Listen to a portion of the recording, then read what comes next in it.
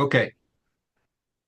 Welcome into the install with Greg Cosell of NFL Films. We're very excited to get Greg back in Nashville for Titans training camp. Greg, as we tape this on a Thursday morning, we are 6 days away from the first practice being underway at Ascension St. Thomas Sports Park. I know you're looking forward to getting back in the building, and I know you had a good Yep. experience the last time you were here. Yeah, I'm really excited to come down. I'm going to get an opportunity to come down again for 3 days and really looking forward to it.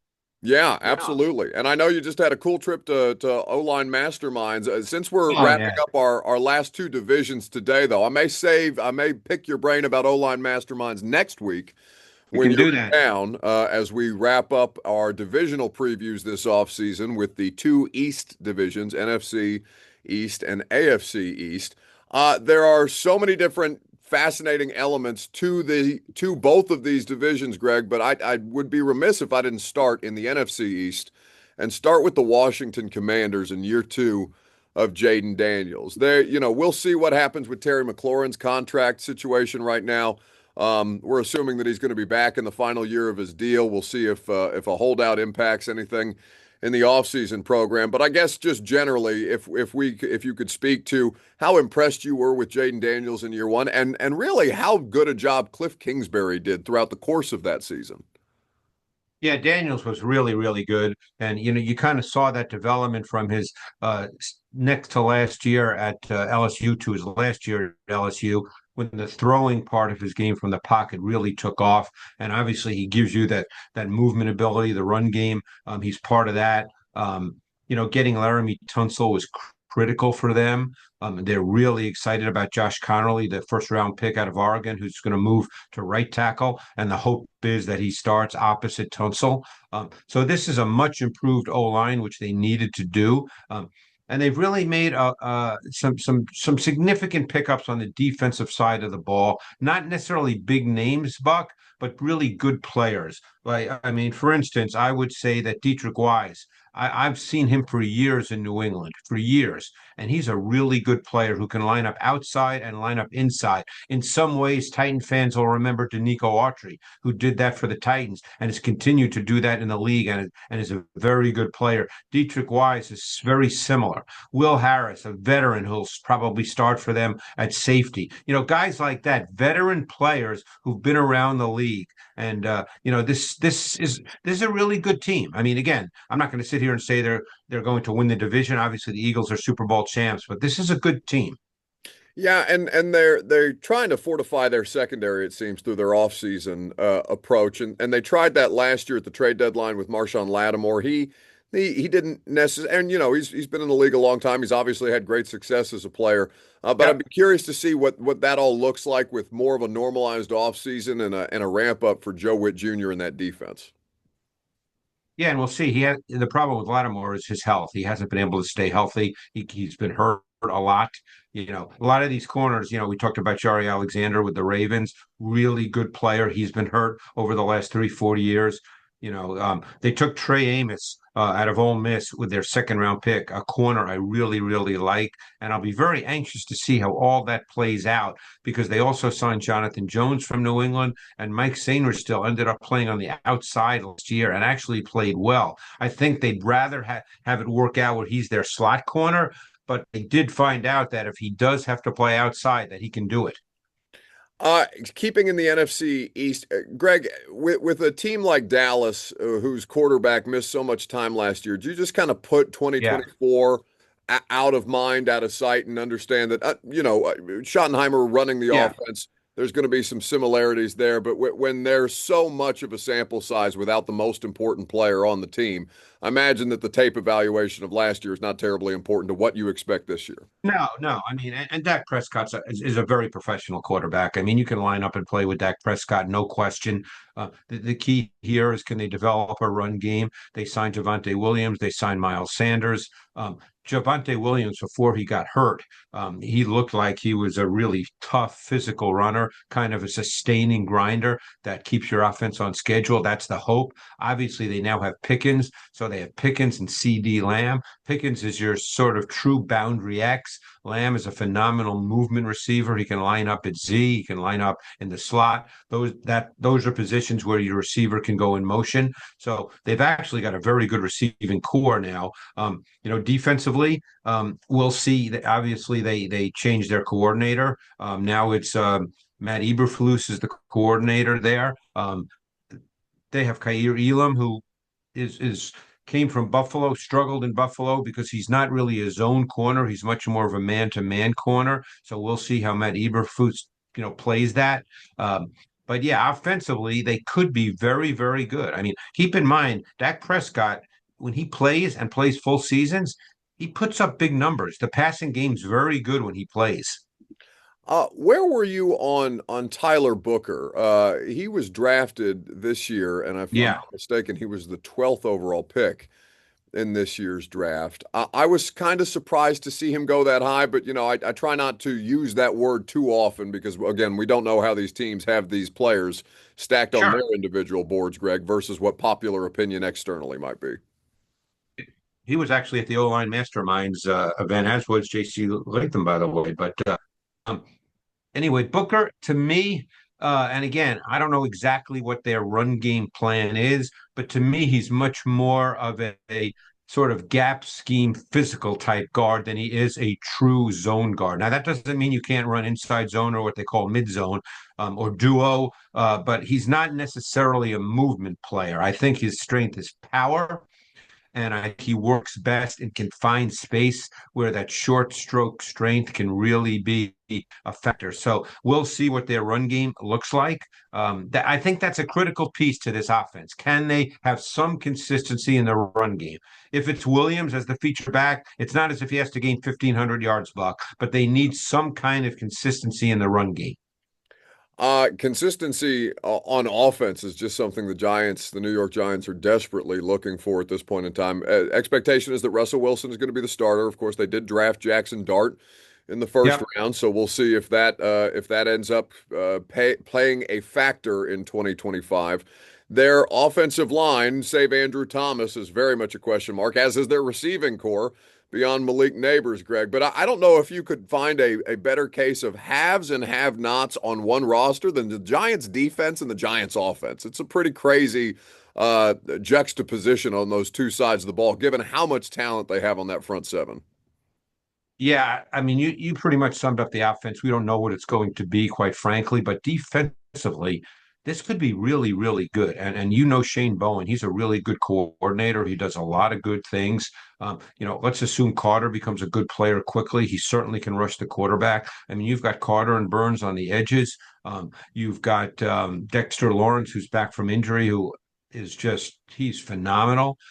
I think they really tried to upgrade their secondary. They signed Paulson Adebo from the Saints, a very solid corner.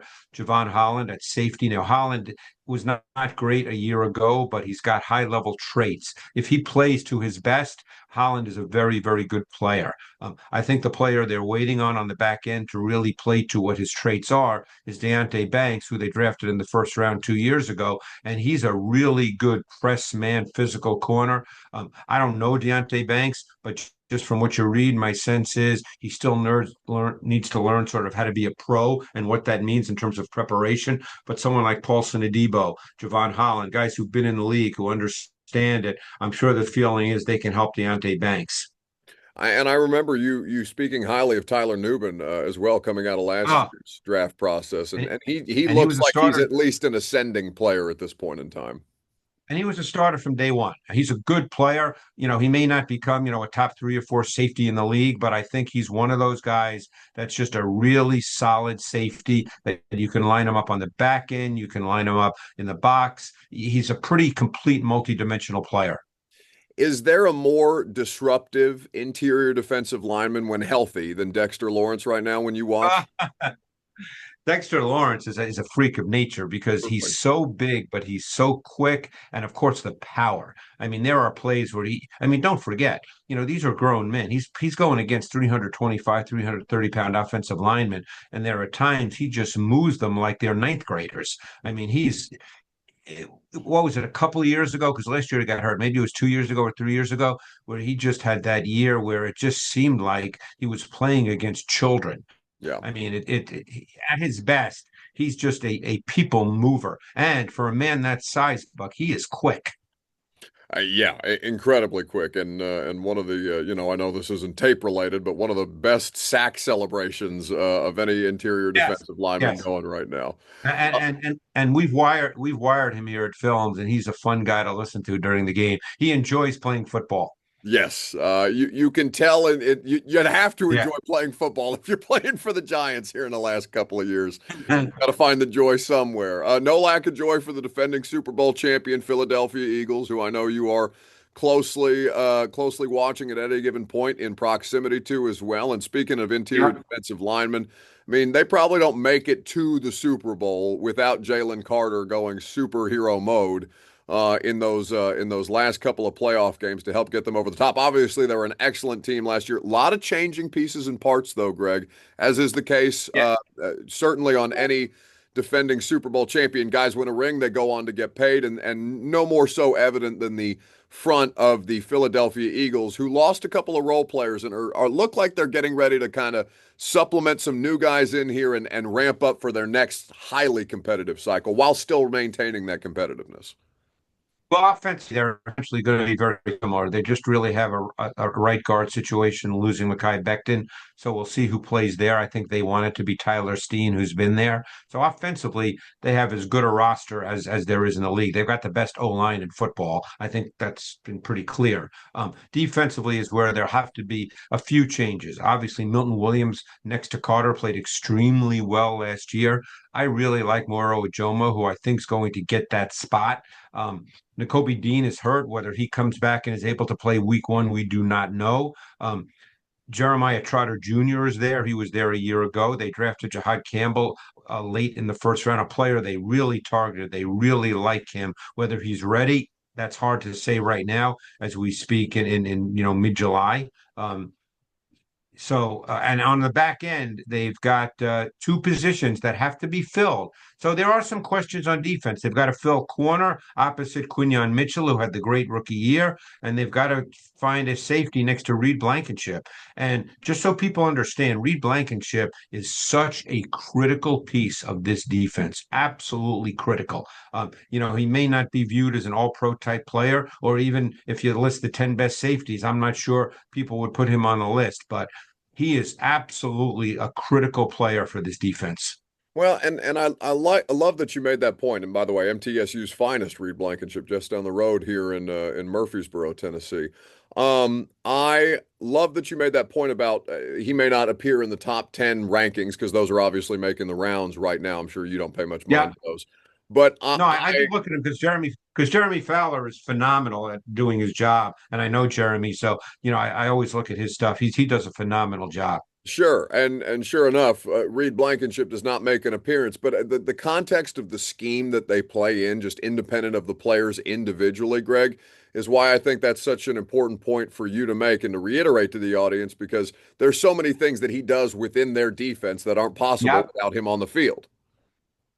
that's absolutely correct. And I know for a fact from, speaking to people that he's one of those guys that just craves information. I don't know if you knew him at all when he was at, where'd he go again to college? Middle Tennessee, MTSU. Middle Tennessee, right, right. Yeah. I knew it was down there. I don't know if you knew him at all because Murfreesboro is obviously not far from Nashville, Mhm. but he just, I've been told he just craves information, can't get enough, and does an unbelievable job assimilating it and then taking it to the field. I just to quickly stick with that secondary for one more question because I did when I was getting ready for the podcast, Greg. I didn't realize Adoree Jackson ended up in Philadelphia after a couple of Yeah. years in New York, and Adoree, obviously it didn't go exactly to plan here, but he's been able to continue to carve out a role in the league, and as Philadelphia looks to fill that other corner spot, I know they drafted Keely Ringo out of Georgia a couple of years ago as well. What's the biggest difference in skill set or what those two players provide that might make that competition interesting? Yeah, well, Jackson obviously has experience. He's a fast guy. That he's always been that way. He's a little smaller. Ringo is bigger, a little stiffer, but he's got straight line speed. So they're different players. Now, the thing is, in Vic Fangio's defense, corners often have to play man coverage. Now, they may not play with man technique. So when I say man coverage, they have to be able to match up to wide receivers outside the numbers. Then it comes down to whatever technique they choose to play, but they have to match up to wide receivers outside the numbers. In fact, they did that in the Super Bowl. That's the way they played. They had their corners playing man coverage and squeezed everything inside in zone concepts versus Mahomes. And that's how they took away Kelsey. But that's how they play a lot. So it'll be interesting to see who can play man on the outside and whatever technique they want to teach him. But Ringo was a fourth round pick. And I thought that was about where he should have been drafted. I didn't think his tape was great. So I think they'd love for him to win the job as a draft choice. But Jackson certainly has started in the league, and you can play him. From the NFC East to the AFC East, the Bills, we'll see what happens in the division. Obviously, they play the games for a reason, so you try not to set too much in stone. But it does feel like the Bills are definitively at the top of that division, or expected to be yet again. They do add Josh Palmer and Elijah Moore to that skill group, Greg, Yeah. to try and improve the wide receiver situation around Josh Allen. And the run game was such a huge part of what they did last year. James Cook, I know he's in the middle of a contract negotiation, but he is reported to everything in the offseason. He seems like he is going to be back and available. And Osiris Torrance was a player that we talked about a lot coming out of college in the pre-draft process, I remember, given that we've been talking about Titans offensive line needs for basically 5 years between you and me. And I know they're still waiting for him to take a legitimate step to turn that unit into what they expect it to be. But I really thought they did a nice job, at least taking some of the pressure off of Josh Allen. Josh Allen's going to make plays with his legs when he feels the need, but not so much of the offense relied upon Josh Allen driving it forward in the run game. And I think that was intentional, that they didn't want every game to be Josh Allen, and because it's hard to play that way. Yeah. It's just hard every single week for your quarterback to be the reason whether you win or lose. You just can't play that way every single week. They've got everybody back on the O line, and they played far and away more snaps a year ago with 6 O-line personnel than any team in the league. And again, they don't always run the ball at a 6 O-line, but predominantly they do. So they want to run the football. I'm curious, as you mentioned, to see uh, Joshua Palmer. Palmer was a guy, you know him well, coming out of Tennessee. I can still see him running by Patrick Surtain a number of times when Tennessee played Alabama. I always liked him. I don't know what happened with the Chargers. I'm not there. The guy's talented. Elijah Moore was also a second round pick, by the way. So again, another guy that has kind of moved around. It's who you don't know the answer to that. You're not there. I'll tell you, Deion Dawkins was at the O-line Masterminds. That guy's a trip. He is so much fun to talk to. Yeah. He's all I've seen is interviews of him, and I know some people that work in Buffalo. They've always talked about what a character he is, beyond what an excellent left tackle he's been. He's a really good player too, obviously. Yeah, holding down that left side for Josh Allen. On the defensive side of the ball, they added Joey Bosa, who's already dealing with an injury situation, so of course that's going to be a part of the conversation around him. And Maxwell Hairston, a first-round pick this year. We'll see if I expect him, or I imagine they expect him to be a starter right out of the gate. What do you make of the Bills' defense under Sean McDermott? Because I think, Greg, no matter what their personnel looks like, that scheme is so sound in the way that he coaches it that they always at least give themselves a chance. Yeah, and I think they felt they needed to address their defense. Unfortunately, they're going to lose Michael Hoyt for I think 4 games, 6 games, because he was a really good pickup. I think Ogunjobi, they lose him as well, if memory serves me correctly. But I mean, those guys will come back. But Bosa, the injury factor is always big with Bosa. I think they got him not necessarily to play 40 or 50 snaps a game. I think they'd be happy if he could play 20 snaps a game, because they certainly have Epinesa who can line up and play. Just in talking to Deion Dawkins, he felt like this is the year Greg Rousseau is going to take a major jump forward. So we'll see if that happens. If it does, that gives their defense a different look, because their 4-man D-line pass rush probably is not what they hoped it would be a year ago. Milano missed a ton of time. He's so critical. A lot of people might not be aware of Terrell Bernard, but that guy's turned into a really good 3-down linebacker. But it was the back end that was a killer a year ago. They just were not good enough, and they made it obviously because of their offense to the championship game, the AFC championship game.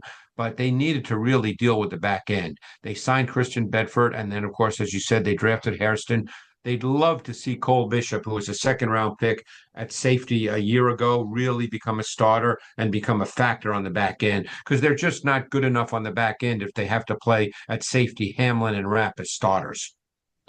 Jets have been in the news this week with new contracts for both Garrett Wilson and Sauce Gardner. They're retaining their young, talented players, even in a new regime with a new GM and a new head coach. New quarterback, though, first and foremost, Justin Fields. Greg, where are we right now with the former first round pick? Yeah. Having seen him in a couple of different spots and understanding that he lost his job to Russ last year. What is he as a player, and what questions do you still have about him as he heads to yet another fresh start? There's no reason to believe that he'll be any different than he's been. I Okay. mean, he's a dynamic player. Um, Obviously, the run game element will be critical. I mean, they drafted Armand Membo from Missouri. He'll play right tackle. Fashanu, who they drafted in the first round a year ago, will play left tackle. So they've got two unproven players at tackle, but they're high draft choices. But Fields is not likely to change what he is. He doesn't see the field the way you need a quarterback to see the field to be a consistent pocket player. So while he can make unbelievable throws, and he'll do that, and obviously the running part, I mean, he is the most explosive straight line runner of all the quarterbacks, even more so than Lamar. That's an element that you have to play to because that's what he is. I think you won't see a whole lot of difference in his game. The question then becomes the rest of the team.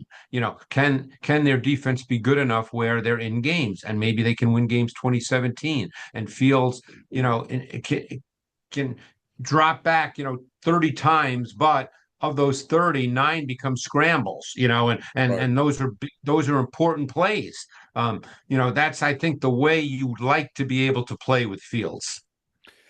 Defensively, the unit definitely took a dip, and it seemed even more so after they fired Robert Saleh in the middle of the season. Obviously, that was his area of expertise. Yeah. They make a handful of personnel changes, in particular.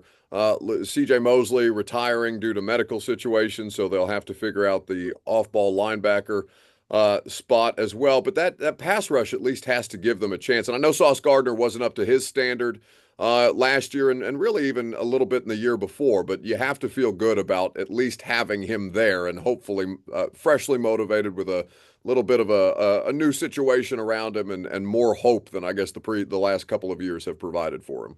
And a head coach who's a defensive guy who has a ton of competitive fire to him in Aaron Glenn. Yeah. And I'm curious to see how they use Sauce Gardner because previous staffs used him as the left corner. He just played left corner pretty much 95% or more of the time.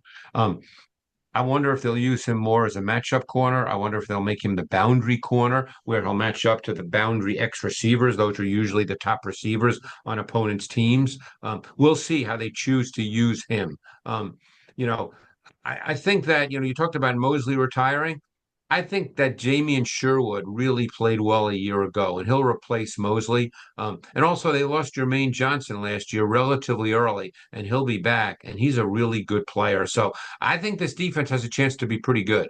Yeah, that's been the case in New York the last couple of years. They just need the offense to pick up a bit of the slack, and I know they're leaning on that offensive line that they've invested a lot in over the course of the last couple of years to help make life a little easier on Justin Fields. There's going to be a lot of local investment in what's going on with the New England Patriots, given the connections, not just from a personnel standpoint, but obviously Mike Vrabel, the head coach there now. Greg, they're banking heavily on Drake May continuing to Yeah. progress as a former first round pick. The skills players that he has around him, the offensive line, even though they spent that first round pick on Will Campbell, those seem to be the two most glaring deficiencies on the roster just on paper. Well, they addressed the O line, and then you have to decide. Campbell's a rookie. I got to talk to him briefly at the O-line mastermind. He's a very quietly confident kid. I mean, I don't know if you've ever talked to him. I mean, there's a quiet confidence about this kid. So let's assume he's a good player. We don't know, Yeah. but let's assume they also signed Morgan Moses to play right tackle. And that guy's been in the league a long time, and he's a professional right tackle. They signed Garrett Bradbury to play center. I don't think his tape is very good personally, but they needed a center. So we'll see about the O-line. The weapons, that remains to be seen. They've got, an older Stephon Diggs coming off a major injury. After that, they've drafted some guys in the last couple of years that, they would really like to be able to play. They drafted Jalen Polk in the second round a year ago, and this year they drafted Kyle Williams out of Washington State in the third round. You know, they need receivers. Obviously the run game, I think they want that to be a big deal. Reminder Stevenson, they drafted Trayvon Henderson from Ohio State in the second round, a player I really like, and I guarantee Vrabel loves him because you watch his tape and his pass protection, he just lays out blitzing linebackers and DBs. I mean, he's a Vrabel kind of player. Yeah, no doubt. And the Ohio State connection, I'm certain, doesn't hurt. Just as we wrap up quickly here, Greg, they do have a lot of changing parts on defense. They obviously spent on Milton Williams and Harold Landry. They brought in Jack Gibbons and Robert Spillane, two former Titans players, to hold that down. They are going to have their work cut out for them on defense this year. But I am curious to see how guys like Milton Williams doing in a more expanded role than what they're accustomed to. I really like what they've done on defense. Milton Williams, he's a very good player. I've talked about him the last couple of years in Philly all the time. I think Robert Spillane is a classic Vrabel guy. I mean, he's just a really good football player, and he's super competitive. You can play him on all downs. You don't have to take him off the field. They brought in Carlton Davis. He's been hurt a lot, and then you start to think, can he play 17 games? But when he's healthy, now you have Davis and Christian Gonzalez at corner. That's a really good corner combination. So, this is, and Jabril Peppers is a good player. Duggar's a really solid. I mean, they have a chance to be a pretty good defense. And again, it's all health, and they've got to be able to rush the quarterback. We'll see if Landry can do that. I think two guys to watch for. And again, they're rookies, so you never know. But I really like Joshua Farmer out of Florida State and Braden Swinson out of LSU. And it wouldn't surprise me if they get meaningful snaps. We'll wrap up with the Miami Dolphins, who I don't know what to do with, Greg. Their offseason has been confusing, at least to the untrained eye. Perhaps you'll have some more insights here. They trade away Jonnu Smith, who was obviously a big part of their Yep. offense. They bring Darren Waller out of retirement, which is going to be a bit of a science experiment as well. They have plenty of questions to answer as to the level of competitiveness that they bring to the table. But I wonder what there's not a ton of personnel changes there, even though they did a good bit of work on defensive depth. No, and they are what they are offensively because Tua is the quarterback and he's phenomenal at what he is, Yeah. but that's what he is. So your pass game is pretty specific because your quarterback is a timing rhythm guy, has to hit his back foot and get the ball out. So the run game ends up being really kind of creative and interesting to watch because in many ways they try to create explosive plays in the run game. They don't obviously at times they line up and just run your basic plays, but they try to do a lot of creative things in the run game. And they've got a boatload of speed with A-Chain and Jalen Wright, the Tennessee kid who's got great speed. So I would look for their run game to be a really creative element of their offense. It's defensively where people are wondering what they are right now. Yeah. They've got a second-year coordinator in Anthony Weaver. Um, and it'll be interesting because you look at this, there's a lot of hope involved when you look at these players. Jalen Phillips injured, coming back. Bradley Chubb injured, coming back. We don't know. Significant changes in the secondary. Obviously, Minka Fitzpatrick, they have is a really good player, but the corner position is we have no idea right now as we speak in mid-July. No idea, who's well, I mean, we see who's listed on their depth chart, but are those guys going to be the guys? If they are, they're total unknowns. We just don't know. Yeah, Storm Duck, an all-pro name, if not a high-level player. Yeah. And when I say unknowns, they're unproven. I shouldn't say Right. unknowns. I've seen these guys on tape myself, but they just haven't played much in the NFL. Well, that's it for our divisional previews, buddy. It's training camp time. You ready to rock? Yeah, a week from Sunday, I'll be there. So, it'll be, I'm excited about it. And I guess we'll start talking some Titans next week. It'll be that time. It will indeed be that time. Looking forward to getting another football season going with you, Greg, and can't wait to get you in town. I know the Titans are looking forward to having you in the building as well. So safe travels, and we'll do it again in person next week, my guy. No, not next week, the week after. That's right, the week after. Next week, yeah. Next week I'm still around. And yeah, I'm actually going to take a peek at the defenses of their first two opponents just to, get a feel for it for the Broncos and the Rams, just to get a feel, reintroduce myself. Obviously I watched them during the season, but that was a while ago. So I'm going to just kind of take a look and see. Those are two pretty entertaining watches as far as defense goes, given the kind of and talent. and really good ones. Those two.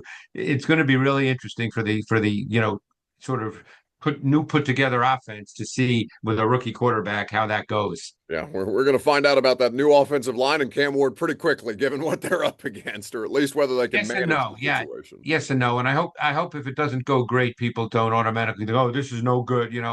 Those are two tough teams to play against to start. Yeah, no, these things can have context and nuance in them, no matter what Twitter tells us, right? Right, right, right. Well, I appreciate you as always, buddy. I'll look forward to seeing you not next week, but the following, and look forward to catching up and talking some ball again with you on next Thursday. All right. Thanks, Buck.